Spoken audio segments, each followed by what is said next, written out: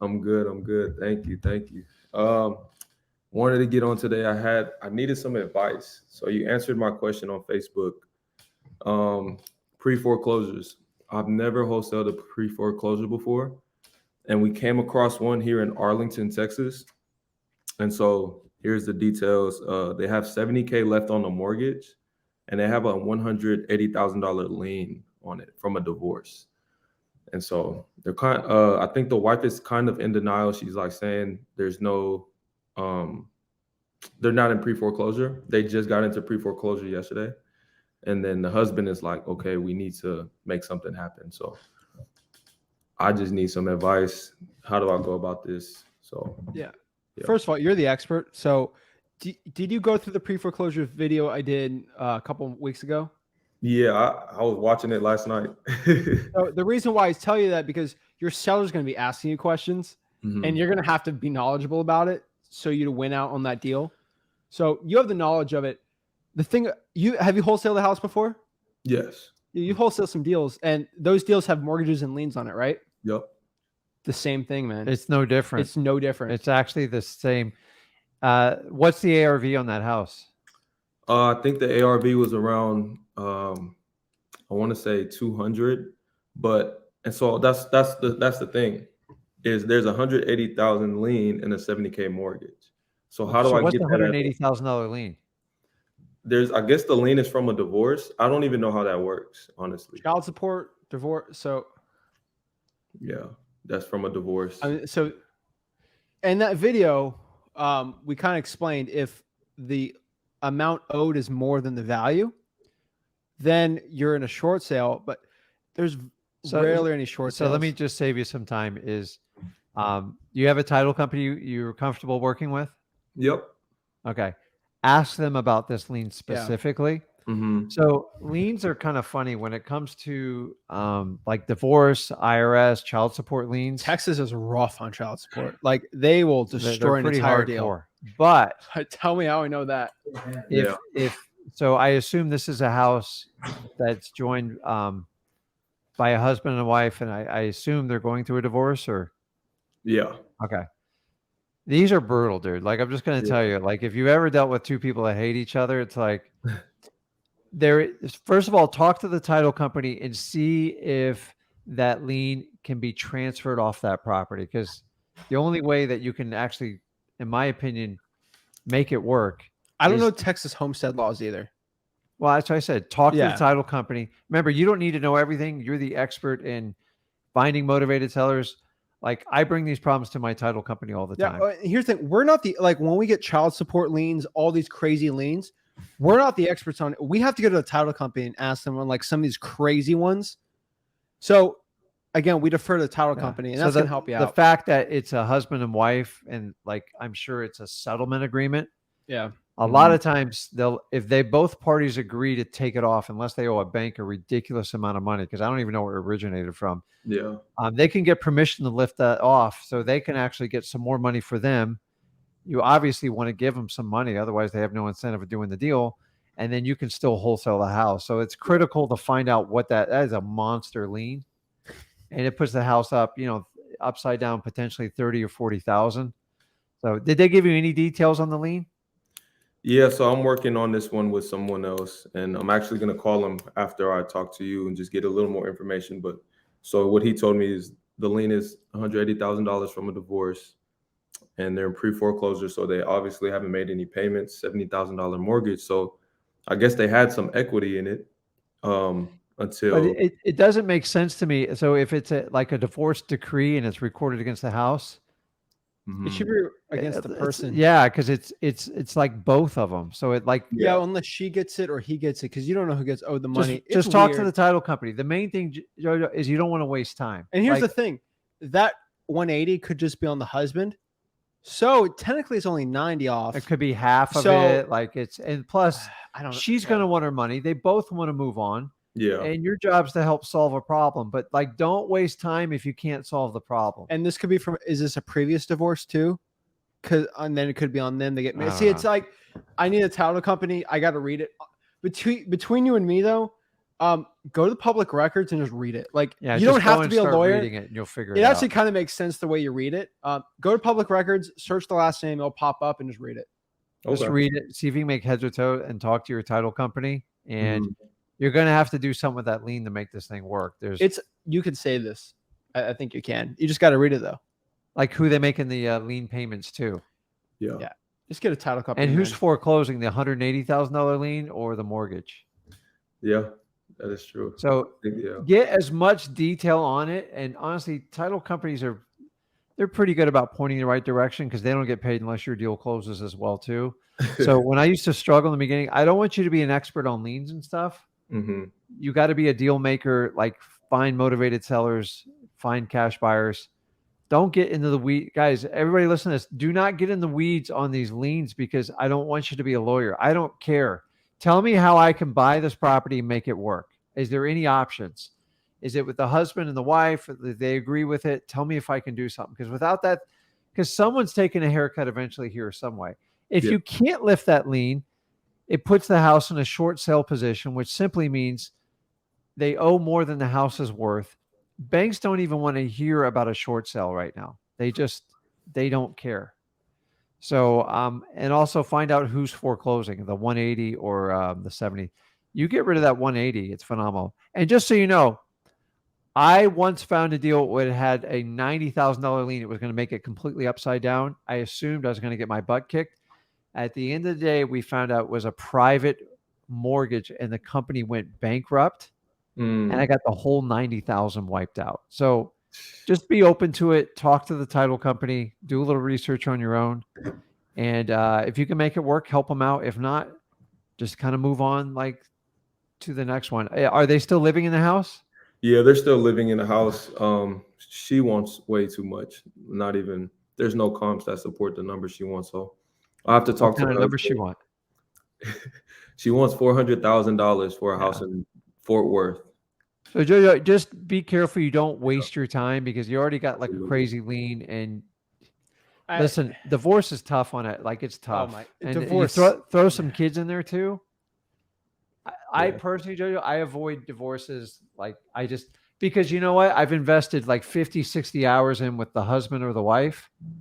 And then now you're the arch enemy because you've befriended they the person hate each that other. I hate. It's every divorce I've dealt with. I've done some deals like them, but every divorce always ends up like it's you. I'm not saying this is every husband. Most husbands are like, just take it for 100. And then the wife says, get rid of it. I don't care. The wife's like, no, I want $1 million. She's like, my wife, my girlfriend friend Nancy says she could list her for $500,000. And then the deal, you spend all this time and it's like, so I've had them at the closing table, like pit against each other, and you get caught in the middle. I'm like, do some research before you really get into it. But divorces are tough, guys. It's a challenge. So if you can find a divorce where they're being amicable and they want to get rid of the dang thing, it's fine. But man, if they're at war, so if I befriend the husband and they go, oh, you just got to go get the wife's permission.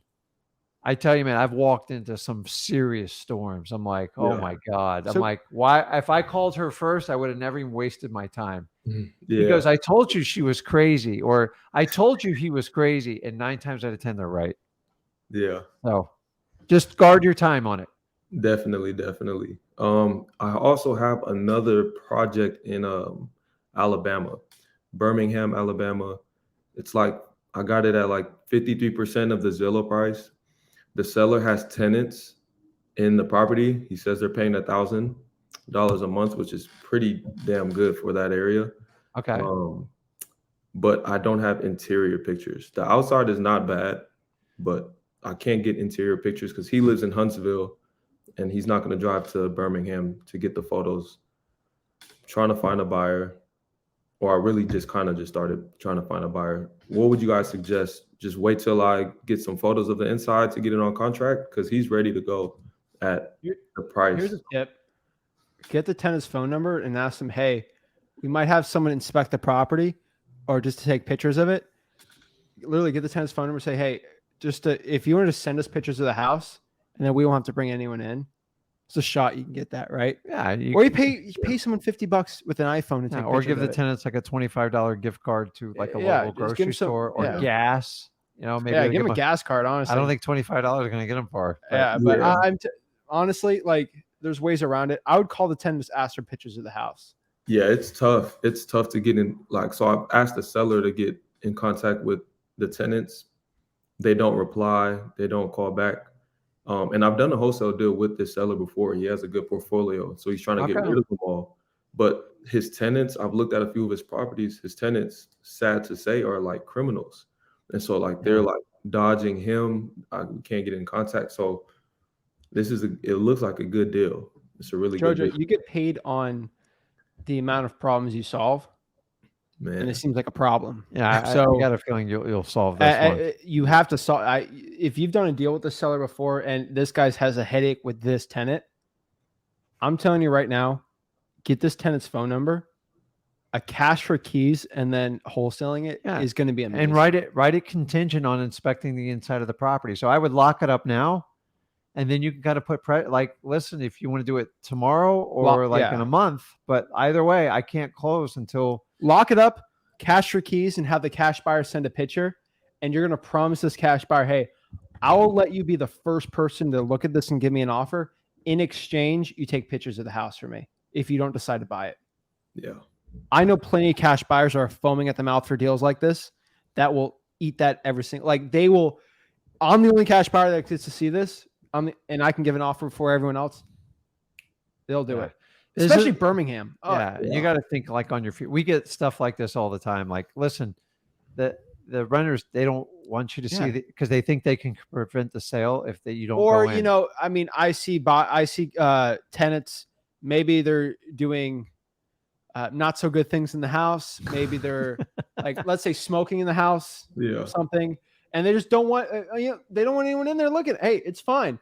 The part, Jojo, like, if I see someone smoking cigarettes in a house, like a tenant, I'm going back to that seller and getting a 20K reduction. And you go back and get the and reduction. That's the thing you have to realize is it's an easy 20K on a reduction because it actually costs a good amount of money to get a bunch of cigarette smoke out of a house.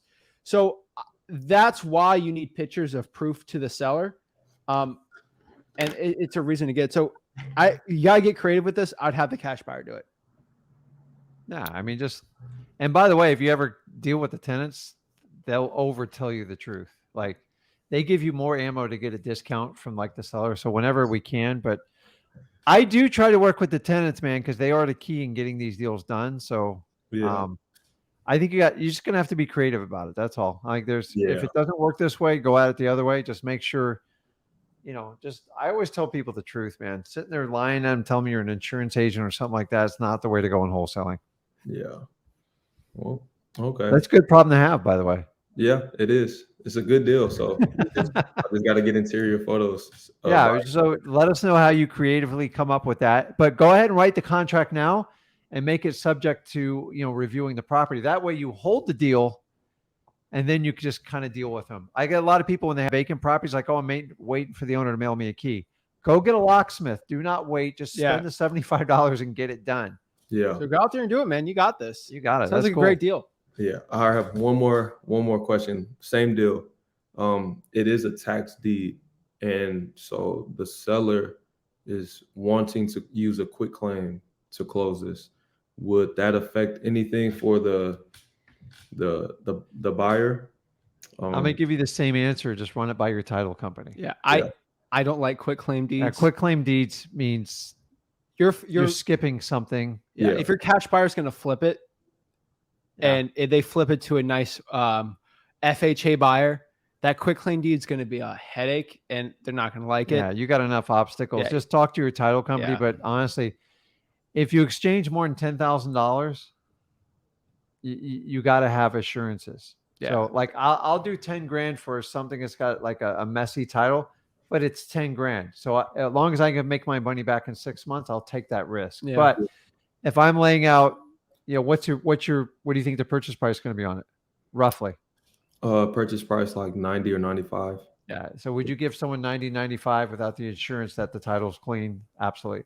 And you got to think like your cash buyers. They're thinking the exact same way. No, it sounds easier for the seller, but you got to explain to the seller that, like, hey, is it going to cost you any more? You're paying closing costs, right? It's not going to cost you. So unless they're completely hiding something from you. And Yeah. And once again, you can go back and look at the transaction on the deed and see, like some people like to sell it without their wife knowing about it, stuff like that. You can't yeah, do you're that. giving it for you're paying for closing costs. They need to play ball with you. Yeah. So once again, I would put him under contract first and then tell him why you have to do a traditional closing. And Yeah. it's not You've going already to cost used him that seller anymore. before, so Yeah, Yeah. they did a traditional closing on your other one? Yeah, I told them, look, we can go warranty deed, quick claim, but it's gonna go through title. Title has to clear. Yeah. Yeah. So you're never a quick claim will not be insured by Yeah. like a title insurance. you're a so- legitimate company, right? Yeah. So like you're doing business the legitimate way. Yeah. So we'll you should see. be fine. Put it Yeah. under contract and then have that conversation afterwards. Yeah. Sounds Okay. good. I appreciate you guys. Okay. All right. Thanks, Keep Jojo. it up, man. Yep.